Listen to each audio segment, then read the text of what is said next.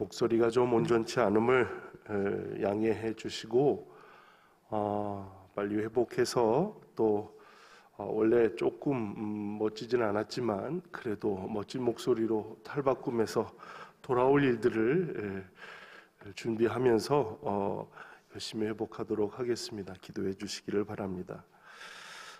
이제 2023년도를 시작한 지 벌써 12달째 보내고 있습니다. 벌써부터 꽤 오래 전부터라고 기억이 되는데요. 여러 마트를 가서 음악을 들으면 캐롤 소리가 들리는 것을 듣게 되었습니다. 벌써부터 캐롤인가? 라는 생각이 느껴지지 않을 만큼 계절은 이미 겨울을 향했고 또 성탄을 준비하는 마음은 일찍부터 시작이 되었습니다. 이제 이 주간도 보내고 몇 주가 더 지나면 한 해를 보내고 또 새로운 한 해를 맞이하는 송구영신을 맞이하게 되겠죠. 그리고 새롭게 시작되는 2024년도를 한 주 한 주 또 맞이하게 될 것입니다. 12월이 되면 무엇보다도 우리는 성탄절을 떠올립니다. 하지만 교회 연역을 보시면 1966년 12월 20일 고양군 중면 일산리 산 32번지에서 일산 장로교회가 시작이 되었습니다. 그러니 교회의 생일은 12월 20일인 셈이죠. 그런데 비슷한 어간에 어르신의 생일이 있다 보니 같은 20일, 25일 이렇게 해서는 생일을 두 번 맞이하기가 어려워서 25일 생신을 맞으신 예수님 어르신의 생일을 우리가 지키느라 교회 생일은 조금 등한시하였고 10년마다 그 교회의 기념일을 삼아서 지키곤 하였습니다. 지난번은 이제 50주년이고 이제 26년이 되는 해가 60주년이 됩니다. 60을 맞이한 일산 장로교회가 하나님의 은혜로 여기까지 오게 되었음을 감사하고 그 60에 걸맞는 하나님 안에 온전한 삶을 새롭게 하는 일들을 위해서 그리고 믿음 안에서 건강하게 자라가는 교회의 교회된 모습들을 통해서 하나님께서 기뻐하시는 귀한 삶을 일구어 가기를 위해 열심히 달려가고 있습니다. 아무쪼록 사랑하는 모든 일산 장로교회에 출석하시는 성도님들께서 하나님의 마음을 가지고 하나님께서 건강하게 세워가시는 은혜로운 하루하루의 삶을 이어가실 수 있기를 주님의 이름으로 부탁을 드립니다. 지난주에는 마태복음 1장의 계보를 통해서 약속대로 오신 예수님, 그 약속을 성취하신 예수님에 대한 이야기를 하였다면 오늘의 본문을 통해서는 성령으로 잉태하신 예수 그리스도에 대한 이야기를 해보고자 합니다. 성령으로 잉태되었다. 성령으로 잉태되었다. 이게 어떤 일일까요? 어떻게 하면 성령으로 잉태된 것이라는 이야기를 할 수 있을까요?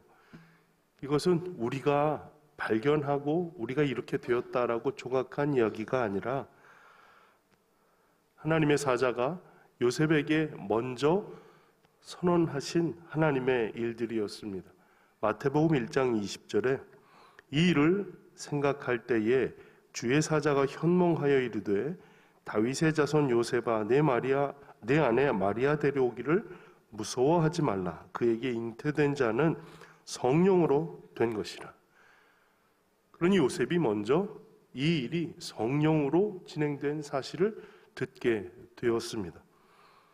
정혼한 마리아가 자신과의 관계가 아니라 이게 자신과의 관계가 아닌 상태에서 임신이 된 사실에 대해서 공개적으로 망신 주거나 처벌하려고 하지 않고 가만히 끊고자 하였어요. 그 생각을 하고 있던 차에 하나님의 사자가 요셉에게 현몽하여서 꿈속에서 이와 같이 말씀하셨다는 겁니다. 여러분들 같으시면 꿈속에서 하나님의 이와 같은 음성을 들으면 아, 그렇군요 라고 이해하고 넘어가실 수가 있으실까요? 꿈속에서야 뭐 여러 가지 이야기들이 있지만, 믿을 수 없는 여러 가지 이야기들이 있지만, 내가 정언한 그 사람이 나와의 관계가 아닌 상황에서 임신하였는데 이게 하나님의 성령으로 된 것이라는 말씀을 내가 그것을 받고 그렇습니다 라고 긍정할 수가 있을까요? 그런데요, 마태복음 1장 24절에는 요셉이 잠에서 깨어 일어나 주의 사자의 분부대로 행하여 그의 아내를 데려왔으나 아들을 낳기까지 동침하지 아니하더니 나음의 이름을 예수라 하니라. 이게 단순히 그렇게 알고 있었죠 정도가 아니라 그 아들을 낳기까지 그의 행실과 그의 모든 상황들을 하나님 말씀하신 대로 이루게 되었다는 사실입니다. 어떻게 이런 행동을 할 수가 있을까? 어떻게 이렇게 판단을 하고 이렇게 자신의 생각에 대해서 돌이킬 수 있을까? 도저히 이해가 되지 않는 부분입니다. 그런데 이 비슷한 이야기들을 또 아내인 마리아에게도 하셨거든요. 오늘 우리가 읽은 본문 34절에 마리아가 천사에게 말하되 나는 남자를 알지 못하니 어찌 이 일이 있으리까? 자기 자신에게 일어나는 일인데 나 스스로도 이해할 수 없는 이야기를 들었던 거예요. 아니, 나에게 이거 어떻게 이해하라고 주신 말씀이에요. 나는 남자를 알지도 못하는데 어떻게 나에게 이런 일이 일어날 수 있습니까? 이건 단지 그 사람에게 일어나는 사마귀가 나거나 어디 뾰루지가 나거나 이와 같은 변화의 이야기가 아니에요. 내가 남자를 알지 못하지만 내 사정은 누구도 알 수 없는 거 아닙니까? 그런데 내가 아이를 가지게 되었어요. 이 아이를 가져서 배가 불러오는 상황을 보여질 때 나와 정혼한 사람이 이것을 인정하겠어요? 그 시대 또 내 친정은 주변에 있는 모든 사람들이 그것을 다 인정하고 기쁨으로 그 아이를 받아들이겠어요? 그러지 않을 거라는 거예요. 나는 남자를 알지 못하는데 어떻게 이런 일이 일어날 수 있습니까? 이거는 자신의 이후의 목숨과도 관련된 이야기이기에 결코 그냥 받을 수 있는 내용이 아닙니다. 그런데요, 이 일에 대한 하나님의 말씀 앞에 하나님의 말씀이 이와 같습니다. 35절에 천사가 대답하여 이르되 성령이 내게 임하시고 지극히 높으신 이의 능력이 너를 덮으시리니 이러므로 나실 바 거룩한 이는 하나님의 아들이라 일컬어지리라. 이 한 말씀이었어요. 이 한 말씀에 대해서 마리아가 38절에 마리아가 이르되 주의 여종이 오니 말씀대로 내게 이루어지이다. 말씀대로 내게 이루어지이다. 그에게 일어나는 변화에 대해서는 그럴 수 있어요. 그러나 그 변화로 인해서 주변 사람들이 나에게 대한 시선, 또 나에게 어떤 모습으로 다가올지에 대한 모든 과정들은 알 수 없는 일이라는 거예요. 그러나 그것을 그대로 수용했습니다. 주의 여종이 오니 말씀대로 내게 이루어지이다. 요셉, 마리아 두 사람의 어떠한 관계도 아닌 임신이 성령으로 잉태하게 된 것이라는 말씀을 두 사람은 있는 그대로 수용하게 되었어요. 이게 어떤 믿음일까? 우리가 어떻게 설명할 수 있을까? 알 수 없지만 분명한 일은 성령께서 잉태하게 하셨다는 겁니다. 이것을 우리가 어떻게 믿을 수 있을까요? 과연 성령으로 잉태하는 것이 가능한 일일까요? 그 일을 보려면 우리는 성령께서 어떻게 조작을 하셔서 이 임신이 가능하게 하셨는가에 대한 사실을 우리가 이해하는 것보다 과연 성령께서 예수 그리스도의 인생에 어떻게 관여하셨는가를 살펴보면 계속적으로 그 성령의 역사하심 속에서 일구어졌던 예수 그리스도의 전 생애가 성령과 함께 동행한 것이라는 것을 우리가 알게 된다면 이 잉태로부터 시작해서 성령께서 이렇게 작용하셨구나라는 것을 알 수가 있을 겁니다. 그러니 예수의 모든 일에 성령이 함께 하셨다 하는 것을 우리가 기억하면 되는 것이죠. 우선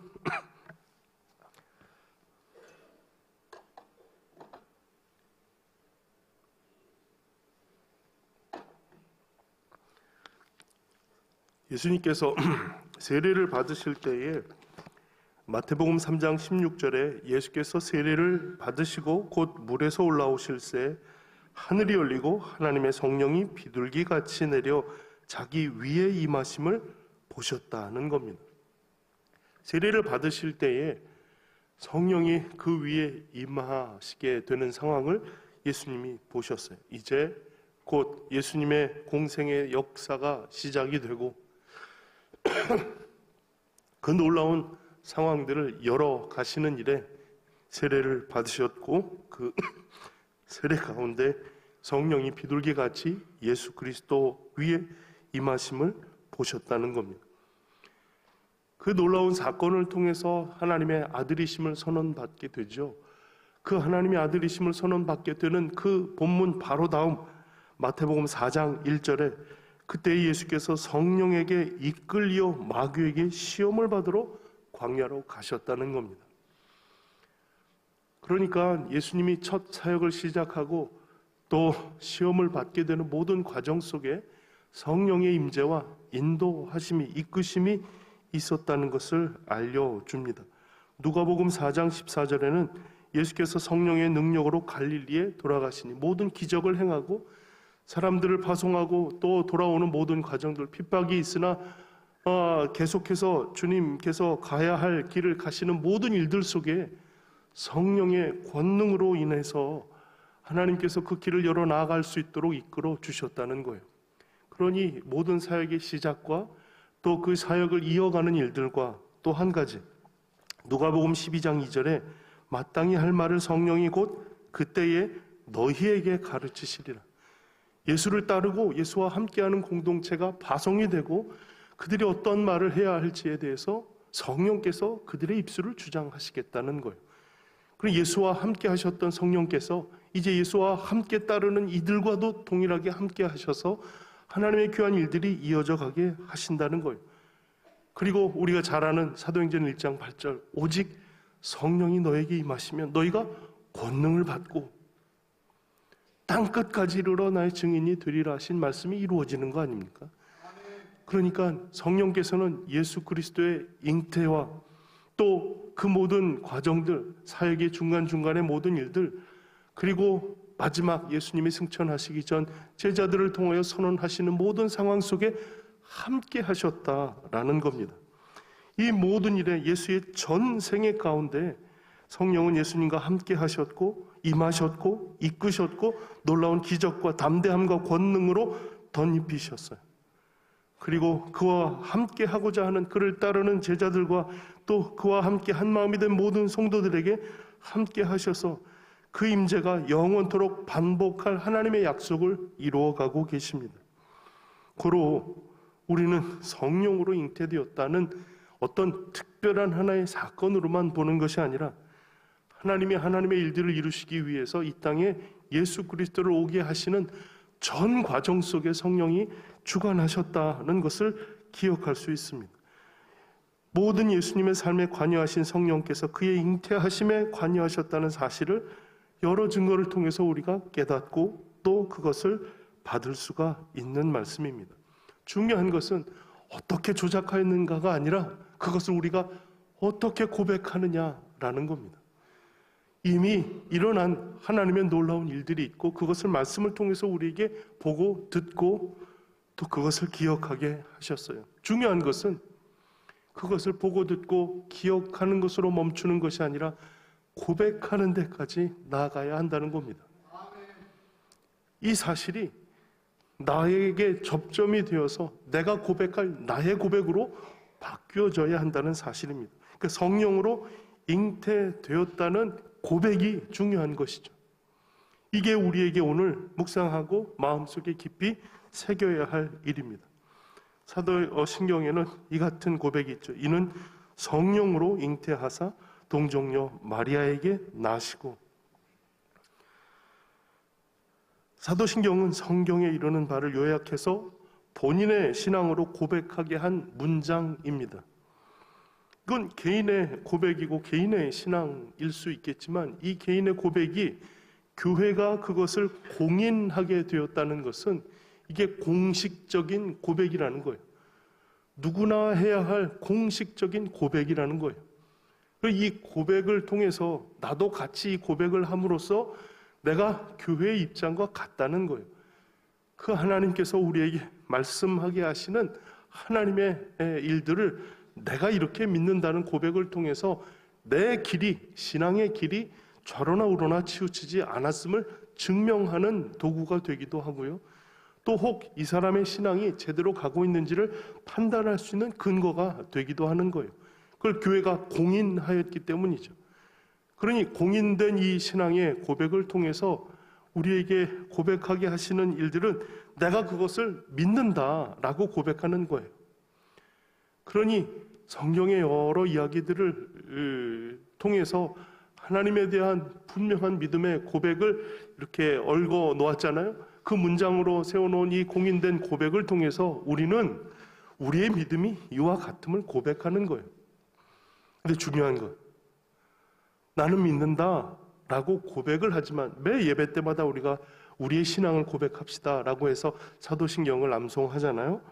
그런데 막상 마음 한 구석에는 믿어지지 않는다, 믿는다라고 고백을 하지만 한 구석에서는 믿어지지 않는다, 믿을 수 없다 라고 이야기하는 그 마음도 함께 존재한다는 거예요. 믿어지지 않는다라고 하는 그런 고백의 근거는 무엇일까요?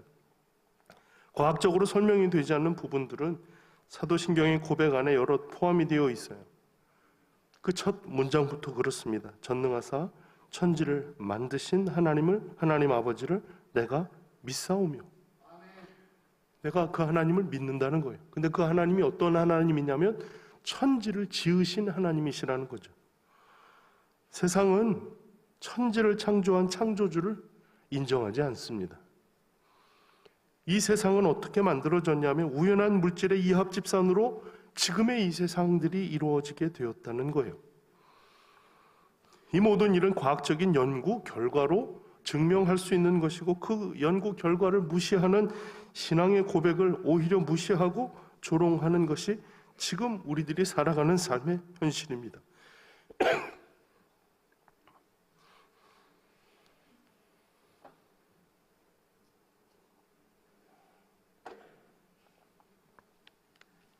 사실 우리가 믿는 신앙의 고백을 하려고 할 때에 이 고백은요, 증명된 사실, 과학적인 사실을 근거로 한 현상을 우리가 믿습니다라고 받는 것은 아닙니다.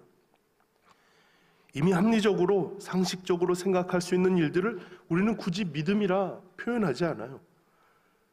상식적으로 우리가 접할 수 있는 일들을 우리가 믿습니다라고 표현하지 않는다는 거예요. 그것은 그냥 그대로의 일들을 인지하고 기억하는 일뿐이지 그것을 우리가 믿는다라고까지 표현하지는 않습니다. 자유주의 신학자들 안에 일어나는 이야기들은 성경은 믿을 수 없는 책이라는 거예요. 이게 여러분 어떤 의미가 되는지를 잘 이해하셔야 돼요. 믿을 수 없는 책을 우리가 믿고 의지하며 신앙의 고백으로 가지고 나가는 일들이 합당치 않다는 이야기겠죠. 그러니 책은 책으로 봐야 한다는 거예요. 신앙과 책을 통해서 얻게 되는 일들은 전혀 다른 차원의 이야기라는 거예요. 성경에 대한 바른 관점은 성경을 있는 그대로 받는 거예요. 성경을 가능한 것으로 설명하는 것은 성경의 의도를 왜곡하는 일입니다. 그래서 우리가 이것을 믿는다라고 표현할 때 그 믿음은 우리의 생각과 상식의 기초를 초월하신 하나님의 역사하심, 하나님의 존재를 우리가 믿는 일입니다. 이사야 7장 14절에 이런 말씀이 있죠. 그러므로 주께서 친히 징조를 너희에게 주실 것이라. 보라, 처녀가 잉태하여 아들을 낳을 것이요 그 이름을 임마누엘이라 하리라. 이것이 오늘 이 동정녀 탄생의 중요한 근거로 우리가 알고 있는 말씀 아닙니까? 그런데 뭐라고 말씀하시냐면 그러므로 주께서 친히 징조를 너희에게 주실 것이라. 징조. 이 말은 우리가 범상치 않게 받아들일 수 있는 하나님의 사인으로 보는 거죠. 근데 처녀라는 말을 어떻게 번역하냐면 젊은 여인으로 바꾸어서 이야기를 하는 거예요. 그 젊은 여인이 잉태하여 아들을 낳을 것이고 그 이름을 임마누엘이라 하리라. 여기는 과학적인 논쟁을 할 근거가 아무것도 없어요. 뭐 젊은 여자가 아이를 낳는다는데 그게 뭐가 이상한 일이에요. 그게 논란거리를 제하는 방식으로, 그러니까 우리가 이해하고 설명하기 가능한 방식으로 바꾸어서 설명하게 되는 시도를 하는 거예요. 그러니까 믿을 수 없는 책을 믿을 수 있는 책으로 바꾸는 작업을 하는 일들이죠. 그런데 여러분 생각해 보세요. 젊은 여자가 아이를 낳아서 그 이름을 임마누엘이라 하는데 이게 무슨 징조입니까? 우리가 이걸 굳이 어떤 믿음으로 이야기를 하고 믿음으로 설명을 해야 할 일이 되는 거예요? 아니잖아요. 젊은 여자가 아이를 낳는 것은 있을 수 있는 일이에요. 누구라도 그럴 수 있는 일이에요. 그러나 처녀가 아이를 낳는 일들은 결코 있을 수 없는 일이에요. 그러나 이것을 징조로 우리에게 알려주신다는 것이죠. 그러니까 이것은 믿음이 아니고서는 도저히 받을 수 없는 일들이라는 거예요. 그러니까 믿음의 고백이 되어지는 것은 이것을 나의 이야기로 받지 않으면 결코 내가 그것을 고백하고 그것을 고백하는 그 삶 그대로의 삶으로 나아갈 수 없다는 말씀이죠. 성령으로 잉태하셔서 동정녀의 몸에서 태어나신 예수님을 나는 믿습니다. 이 귀한 믿음의 고백으로부터 우리는 우리의 신앙의 기초를 쌓아 올라갈 수가 있는 것이죠. 여기서의 믿음의 고백이 아니라면 사도신경은 도대체 믿을 수 없는 고백을 시키니 억지로 할 수밖에 없는 일이 되는 거예요. 천지를 지으신 하나님이 어디 있어요? 성령으로 잉태되었다는 말이 말도 안 되잖아요. 동정녀의 탄생은 또 뭐란 말입니까? 그러나 우리는 이것을 믿습니다. 우리의 상식과 또 과학적인 현실을 초월하시는 하나님의 존재와 하나님의 역사하심과 하나님의 행하신 일들을 나는 믿습니다. 이 귀한 믿음의 고백으로 우리의 신앙이 세워지기를 주의 이름으로 축원합니다. 자, 그렇다면 성령으로 잉태하심을 통해서 우리에게 주시는 영적인 유익이 있을 거 아닙니까? 생각해 보세요. 굳이 이 어렵고 힘겨운 길을 왜 선택하셨을까요? 예수님께서 과학적으로 설명이 안 되는 이와 같은 일들을 왜 굳이 예수님의 탄생 방법으로 선택하셔서 우리로 하여금 그것을 어렵게 믿게 하셨을까 하는 겁니다. 물론 이게 어렵게 할 것 자체가 목적이라면 다른 말을 할 것은 없겠지만 단지 그 이유만은 아닐 것입니다. 뭔가 어떻게 이렇게 오심으로 인해서 예수님이 행하고자 하시는 일이 어떻게 제대로 이루어질 것인가, 예수님의 사명과 깊이 연관되어 있는 일이죠.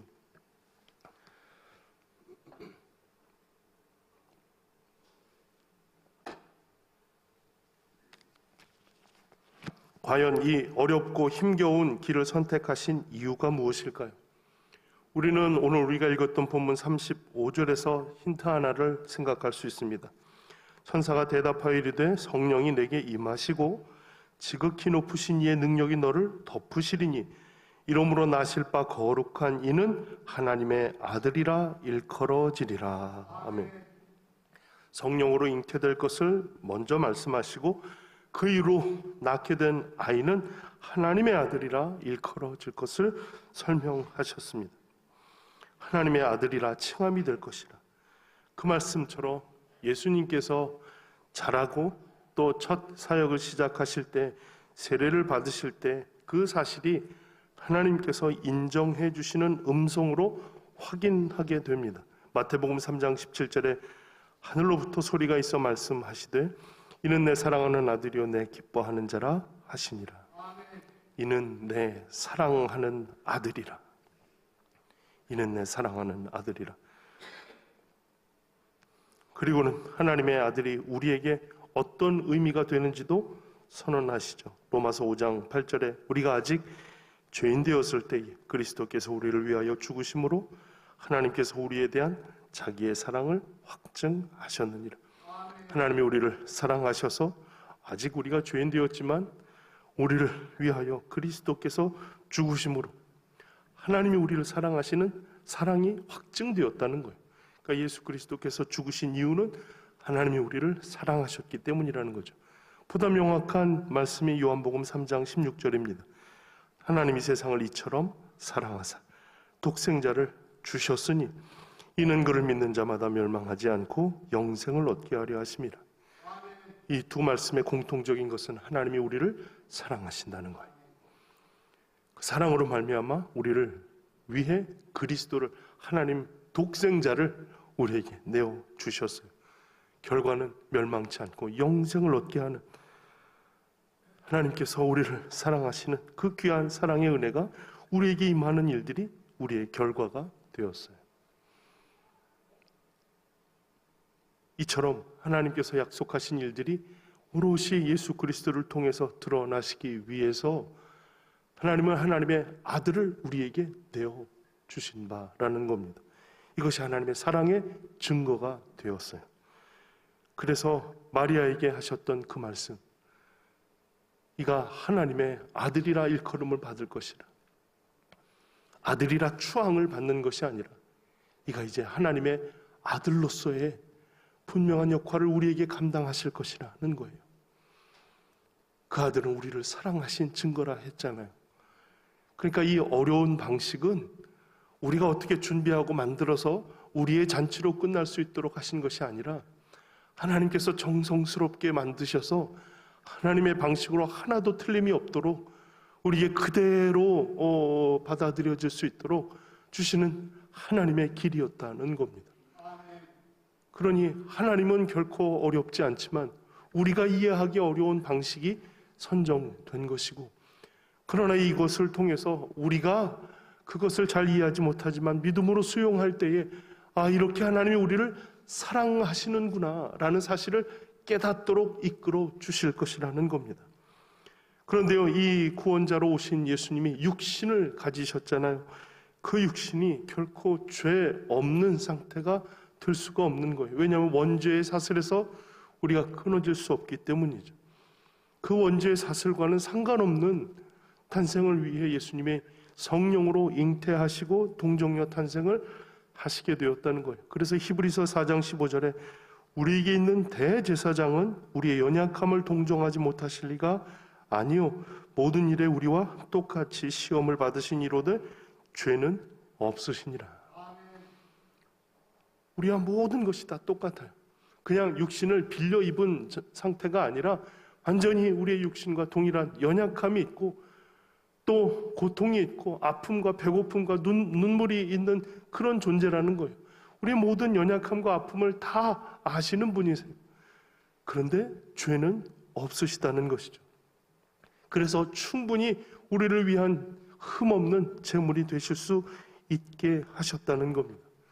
이걸 우리가 이해할 수는 없어요. 그러나 하나님께서 우리에게 알려주신 제사의 방식을 통해서 하나님의 구원이 이와 같게 준비될 것이라는 것을 짐작할 수는 있었을 거예요. 그러니 사랑하는 성도 여러분, 우리가 하나님의 은혜를 받고 사랑을 받고 구원을 받은 주님의 사람들로 온전함을 향해 나아가고자 할 때에 우리에게는 이와 같으신 하나님의 사랑이 준비된, 하나님의 사랑이 이미 기초로 깔린 놀라운 은혜의 과정을 이 성탄절을 통해서 경험하게 된다는 사실을 기억해야 하는 겁니다. 뿐만이 아니라 여기에 유익이 더해가고 있습니다. 히브리서 4장 16절에 그러므로 우리는 긍휼하심을 받고 때를 따라 돕는 은혜를 얻기 위하여 은혜의 보좌 앞에 담대히 나아갈 것이니라. 죄 없으신 예수 그리스도께서 우리를 위하여 기꺼이 그 목숨을 바치신 결과로 우리는 때를 따라 돕는 은혜를 얻기 위해 세상을 구원할 큰 역사를 위한 큰 프로젝트가 아니어도 때를 따라 돕는 은혜를 얻기 위해서 은혜의 보좌 앞으로 담대히 나아갈 수 있는 자격을 부여받았어요. 동네 마실 나가는 것처럼 하나님 이거 필요해요, 저거 필요해요. 우리의 필요를 따라서 돕는 하나님의 은혜를 얻기 위해서 기꺼이 이 예전에는 도저히 꿈도 꾸지 못할 일들을 우리로 하여금 그 길을 열어서 하나님께 직접 구할 수 있게 하셨다는 사실이에요. 사랑하는 성도 여러분, 이 모든 출발은 하나님이 우리를 사랑하셨기 때문이에요. 이 귀한 사랑의 결과가 예수 그리스도 독생자를 우리에게 보내어 주심이고, 그 보내어 주심으로 말미암아 세상 가운데서 우리를 건지시고 또 죽음 가운데서 멸망 가운데서 우리를 건지시고자 하는 하나님의 뜻이 이와 같이 이루어지게 되었다는 사실입니다. 성령으로 잉태하사, 여기에는 하나님의 놀라운 사랑이 담겨져 있습니다. 말할 수 없는 하나님의 사랑으로 인해서 시작된 놀라운 하나님의 역사를 우리의 제한된 지식과 지혜로 재단할 수 없는 일이에요. 우리가 설명할 수 있는 우리들의 언어로 바꿔놓을 수 없는 일이에요. 그러니 우리는 이 말씀 있는 그대로를 받습니다. 성령으로 잉태하신 예수님을 믿습니다. 우리의 귀한 고백이 이와 같고, 매 성탄절마다 이와 같으신 하나님의 사랑을 우리가 마음에 깊이 새기고 감사하고 감격하는 일들이 우리의 삶의 모습이 되어야 할 것입니다. 사랑하는 성도 여러분, 오늘도 우리는 하나님께서 우리를 향하신 하나님의 사랑을 찬송하고 기쁨으로 주 오심을 기대하고, 매일같이 우리의 삶의 자리에서 이와 같은 하나님의 사랑을 깨닫고 고백하는 우리의 삶을 발견하고, 그것을 고백하는 귀한 신앙의 고백을 통해서 우리의 신앙이 날로 날로 성장하고 온전하고 그 귀하고 복된 은혜의 길을 걷는 믿음의 삶을 이어가시기를 주의 이름으로 축원합니다.